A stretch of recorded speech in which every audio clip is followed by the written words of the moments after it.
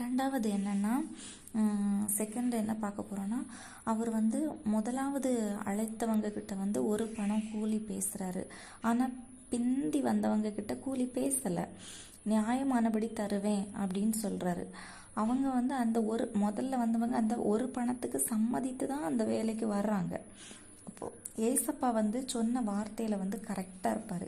என்னாகமோ 23வது அதிகாரம் 19வது வசனத்தை நம்ம பார்த்தோம்னா, பொய் சொல்ல அவர் ஒரு மனுஷன் அல்ல, மனம் மாற அவர் மனுபுத்திரனும் அல்ல அப்படின்னு சொல்லி வேதத்தில் எழுதியிருக்கு. அவர் சொன்னது தான், அதில் எந்த மாற்றமுமே கிடையாது. அவர் வந்து சொன்னபடியே கொடுக்குறாரு. ஃபஸ்ட்டு பிந்தி வந்தவங்களை அழைச்சி ஒரு பணம் கொடுக்குறாரு. இப்போ முந்தி வந்தவங்களுக்கு ரொம்ப சந்தோஷம். அவங்களுக்கே கடைசி வந்து அவங்களுக்கே ஒரு பணம் கொடுத்தா நமக்கு அதிகமாக கொடுப்பாரு. அது வந்து அவங்களுடைய தவறான எண்ணம், அவங்களுடைய தவறான ஆசை. அவங்க வந்து ஆக்சுவலாக அப்படியே ஆசைப்பட்டிருக்க கூடாது. ஏன்னா அவங்க ஒரு பணத்துக்கு சம்மதிச்சு தான் அந்த வேலைக்கு வந்து வந்திருக்காங்க. அதே போல தான் நம்ம ஒவ்வொருவருக்குமே நித்திய ஜீவனை தருவேன் அப்படின்னு சொல்லி வாக்குத்தத்தம் பண்ணியிருக்கிறாரு. அப்போ அதை கண்டிப்பாக நமக்கு தருவார்.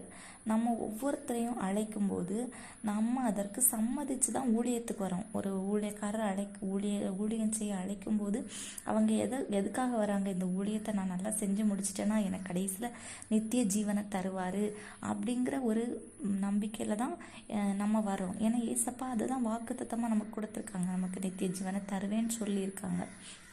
அப்போ அதுதான் நமக்கு கிடைக்கிற கூலி.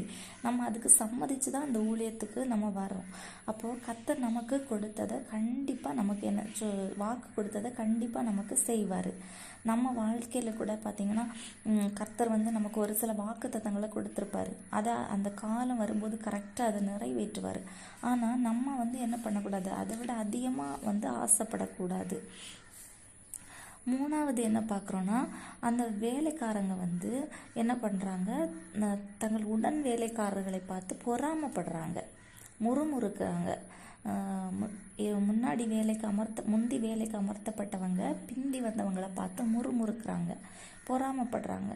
இப்போ நம்ம கூட அப்படித்தான் ஒரு சில டைமில் வந்து நம்ம கூட அந்த மாதிரி தான் முறுமுறுக்கிறவங்களாக இருக்கிறோம். ஒரு சிலர் வந்து பார்த்திங்கன்னா பல வருஷமாக ஒரு சபையில் விசுவாசியாக இருப்பாங்க. ஆனால் புதுசாக வந்த விசுவாசிகளுக்கு சபை மெய்ப்பன் வந்து ஒரு சில பொறுப்புகளை கொடுக்கும்போது, ஊழிய பொறுப்பை கொடுக்கும்போது ஏற்கனவே முன்னாடியே விசுவாசியாக இருக்கிறவங்க என்ன செய்வாங்க, பொறாமப்படுவாங்க.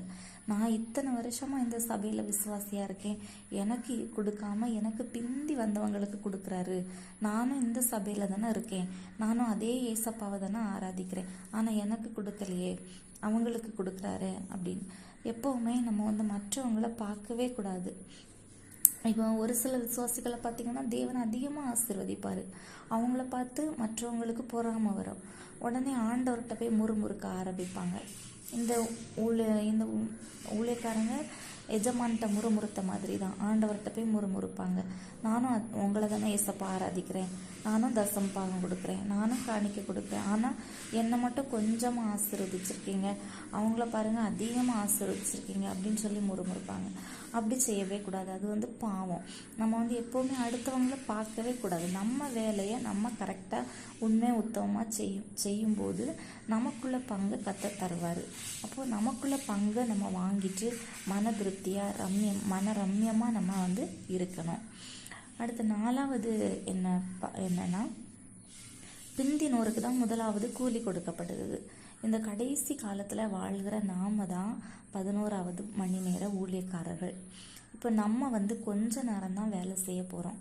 இப்போ பழைய ஏற்பாட்டு பரிசுத்தவான்கள், தீர்க்கதரிசிகள் இவங்களெல்லாம் பார்த்திங்கன்னா இவங்க தான் 6ஆம் மணி, 3ஆம் மணி, 12ஆம் மணியில் வேலை அமர்த்தப்பட்டவங்க. அவங்க தான், அவங்களுக்கும் ஒரே கூலி தான் கொடுக்க போகிறாரு, நமக்கும் ஒரே கூலி தான் கொடுக்க போகிறாரு. 2 பேருக்குமே நித்திய ஜீவன் தான் கூலியாக கிடைக்க போகுது.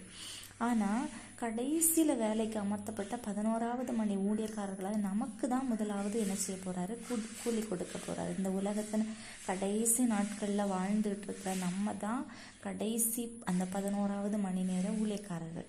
நமக்கு தான் முதலாவது கூலி கொடுக்க போகிறாரு. ஆனால் நம்ம எல்லாருமே பார்த்திங்கன்னா வேலையை ஒரே நேரத்தில் தான் முடிக்க போகிறோம்.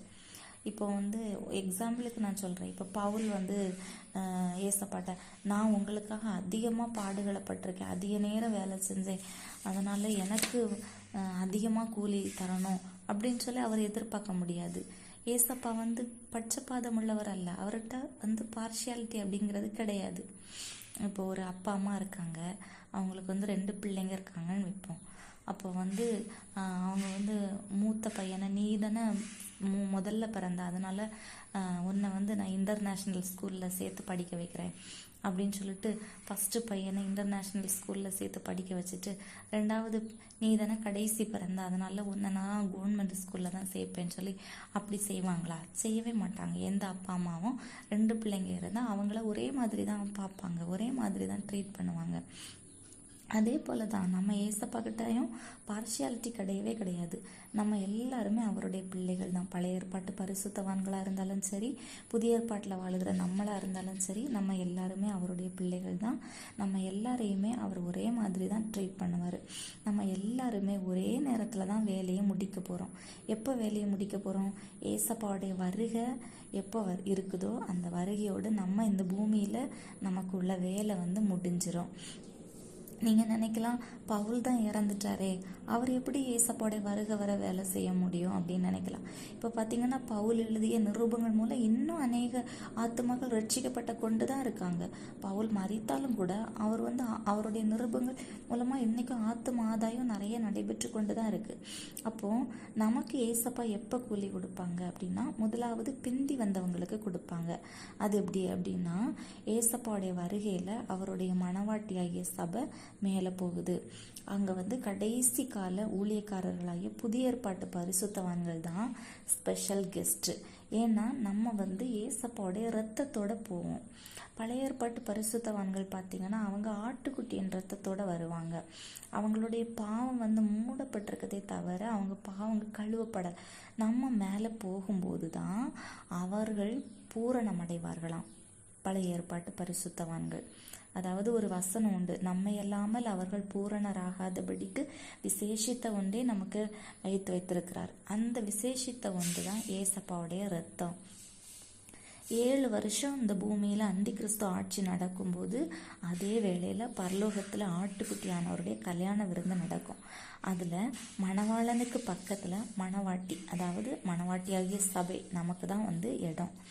அந்த டைமில் 11வது மணி ஊழியக்காரர்களாகிய நமக்கு தான் முதலாவது கூலி கொடுப்பாரு. அங்கே வந்து பழைய ஏற்பாட்டு பரிசுத்தவான்கள் வந்து நாங்கள் அநேக நேரம் வேலை செஞ்சோம், எங்களை அவங்களுக்கு சமமாக்கினரே அப்படின்னு சொல்லி அவங்க முறுமுறுக்க முடியாது. அப்போ ஏசப்பா சொல்லுவாங்க, என்னுடையதை என்ன இஷ்டப்படி செய்ய எனக்கு அதிகாரம் இல்லையா? நான் தயாளனாக இருக்கிறபடியால் நீ வன்கணனாக இருக்கலாமா அப்படின்னு சொல்லி கேட்பாங்க. இதுதான் இந்த உண்மையோட விளக்கம். பிந்தினோர் முந்தினோராயும் முந்தினோர் பிந்தினோராயும் இருப்பார்கள். இதுலேருந்து நம்ம மெயினாக கற்றுக்கொள்ள போகிறது என்னென்னா, நம்ம எல்லாருமே ஏசப்பாக்காக தான் வேலை செய்கிறோம். பழைய ஏற்பாட்டு பரிசுத்தவான்களாக இருந்தாலும் சரி, புதிய ஏற்பாட்டின் காலத்தில் வாழ்கிற நம்ம எல்லாருமே ஏசப்பாக்காக தான் இந்த பூமியில் வேலை செய்கிறோம். நம்ம எல்லாருமே ஒரே நோக்கத்தோடு தான் வேலை செய்கிறோம். அதாவது ஆண்டவருக்காக ஆத்தும ஆதாயம் செய்யணும் அப்படிங்கிற ஒரே நோக்கத்தோடு தான் வேலை செய்கிறோம். கடைசியில் நித்திய ஜீவனை நம்ம பெற்றுக்கொள்ள போகிறோம். இது வந்து நம்மளுடைய வேலைன்ற நோக்கம். அப்போது இதுதான் நம்மளுடைய எய்ம். இப்போ ஒரு சில பார்த்திங்கன்னா அவங்க வந்து ஒரு மரணத்துக்கு 1 வருஷத்துக்கு முன்னாடி தான் ரட்சிக்கப்பட்டிருப்பாங்க. அவங்க மறிக்கிறதுக்கு 1 வருஷத்துக்கு முன்னாடி தான் ரட்சிக்கப்பட்டிருப்பாங்க. ஒரே 1 வருஷம்தான் ஏசப்பாக்காக அவங்க வேலை செஞ்சுருப்பாங்க. ஆனால் ஒரு சிலர் பார்த்திங்கன்னா வாலிப வயசுலேயே ரட்சிக்கப்பட்டு வாலிப வயசுலேருந்தே மரணம் வரைக்கும் ஊழியம் செஞ்சுருப்பாங்க. ஆனால் 2 பேருக்குமே கூலி நித்திய ஜீவன் தான். கூலி அப்படிங்கிறது வேற, ரிவார்டு அப்படிங்கிறது வேற. அதாவது கூலி வந்து நம்ம வேலை செய்கிறதுக்குள்ள சம்பளம், கூலி அப்படிங்கிறது நம்ம வேலை செய்கிறதுக்கு கிடைக்கிற சம்பளம். ஆனால் ரிவார்டு அப்படிங்கிறது வேறு. இப்போ ஒரு கம்பெனியில் ஒரு 10 பேர் வேலை செய்கிறாங்கன்னு வச்சுப்போம். அதில் வந்து எல்லாருக்குமே அந்த எஜமான் மாதம் கடைசியில் சம்பளம் கொடுப்பாரு, கூலி கொடுக்க தான் செய்வார். ஆனால் அதில் யார் ரொம்ப நல்ல வேலை செய்கிறாங்களோ, உண்மையாக உத்தமமாக கடினமாக உழைச்சி வேலை செய்கிறாங்களோ அவங்கள பார்த்து வச்சுட்டு அவங்களுக்கு இன்க்ரிமெண்ட் கொடுப்பாரு, அவங்களுக்கு போனஸ், எல்லாமே நிறைய சலுகைகள் எல்லாம் கொடுப்பாரு. அது வந்து வேறு ரிவார்டு. அது நம்ம எப்படி வேலை செய்கிறோம், நம்ம ஆண்டருக்காக எவ்வளோ தியாகம் பண்ணி நம்ம வேலை செய்கிறோம், அதை பொறுத்து தான் அந்த ரிவார்டு அப்படிங்கிறது நமக்கு இருக்கும். அதனால் நமக்கு கொடுக்கப்பட்ட வேலையை கடைசி 1 மணி நேரமாக இருந்தாலும் அதை எஜமானுக்கு பயந்து உண்மையாக உத்தமமாக செய்து முடித்து நமக்குள்ள பங்கை நம்ம பெற்றுக்கொள்ளணும். பக்கத்தில் உள்ளவங்கள அடுத்தவங்கள நம்ம பார்க்கவே கூடாது, அவங்களுக்கு எவ்வளோ கொடுக்குறாங்க பார்க்கவே கூடாது. அது எஜமானுடைய இஷ்டம், அதை நம்ம கேட்கறதுக்கு எந்த அதிகாரமும் நமக்கு கிடையாது. அடுத்தவங்க மேலே பொறாமப்படவும் கூடாது, ஆண்டவரை முறுமுறுக்கவும் கூடாது. நம்ம ஏசப்பா நீதி உள்ள நியாயாதிபதி, அவர்கிட்ட பட்சபாதம் கிடையாது. நமக்கு நியாயமானபடி அவர் என்ன செய்வார், கூலி கொடுப்பார். இப்போ ஏசப்பா தோட்டத்தில் நம்ம ஒவ்வொருத்தரும் ஏசப்பாவுடைய வேலையை செய்கிறோம், ஒரே நேரத்தில் நம்ம முடிக்க போகிறோம். ஆனால் நம்ம ஸ்டார்ட் பண்ணுற டைம் தான் வேறு. இப்போது என்னைய ஒரு டைமில் நான் ரட்சிக்கப்பட்டிருக்கலாம். ஆனால் எனக்கு பின்னாடி ஒரு சிலர் ரட்சிக்கப்பட்டிருக்கலாம், லேட்டாக ரட்சிக்கப்பட்டிருக்கலாம். ஆனால் அந்த ஸ்டார்ட் பண்ணுற டைம் தான் வேறு. ஆனால் முடிக்கிற டைம் எல்லாருமே நம்ம ஒரே டைமில் தான் முடிக்க போகிறோம். எப்போ ஏசப்பாவுடைய வருகை இருக்கோ அப்போ நம்ம இந்த பூமியில் வந்த நோக்கம் நமக்கு முடியும். நமக்கு என்னென்ன வேலை கர்த்தர் இந்த பூமியில் நியமித்து வச்சுருந்தாரோ அதை நம்ம செஞ்சு முடிக்க போகிறோம். அப்போ ஒரே டைமில் தான் நம்ம முடிக்க போகிறோம். நம்ம எல்லாருக்குமே ஒரே கூலி தான் ஏசப்பா தரப்போகிறாங்க, அதுதான் நித்திய ஜீவன். அப்போது நம்ம அடுத்தவங்கள பார்க்கவே கூடாது, ஒருத்தர் பார்த்து ஒரு நாளை பொறாமப்படவே கூடாது. நமக்கு கொடுத்துருக்கிற வேலையை கருத்தால் நம்ம செஞ்சு அதுக்குள்ளே கூலியை பெற்றுக்கொள்ளணும். ஒருத்தருக்கு ஒருவேளை ஒரே ஒரு ஆத்மாவை ஆதாயப்படுத்துறது தான் அவங்க மேலே வைக்கப்பட்ட தேவ திட்டமாக இருக்கலாம். ஆனால் ஒரு சிலருக்கு பார்த்திங்கன்னா 100 1000 ஆத்மாக்களை ஆதாயப்படுத்துகிற அவங்க மேலே வைக்கப்பட்ட தேவத்திட்டம். அப்போ ஒவ்வொருத்தர் மேலே வைக்கப்பட்ட தேவத்திட்டம் வேறு, ஒவ்வொருத்தர் கொடுக்கப்படுகிற வேலைகள் வேறு. பட் ஆனால் நம்ம முடிக்க போகிறது ஒரே டைமில் தான் முடிக்க, எல்லாருக்குமே ஒரே கூலி தான் நமக்கு கிடைக்க போகிறது.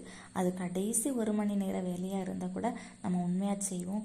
இப்போ கடைசி இந்த உலகத்தின் கடைசி நாட்களில் வாழ்ந்துட்டுருக்கிற நம்ம தான் இந்த கடைசி 11வது மணி நேர ஊழியக்காரர்கள் நம்மளை தான் கூப்பிட்டு நமக்கு தான் ஃபஸ்ட்டு கூலி கொடுக்க போகிறாங்க ஏசப்பா.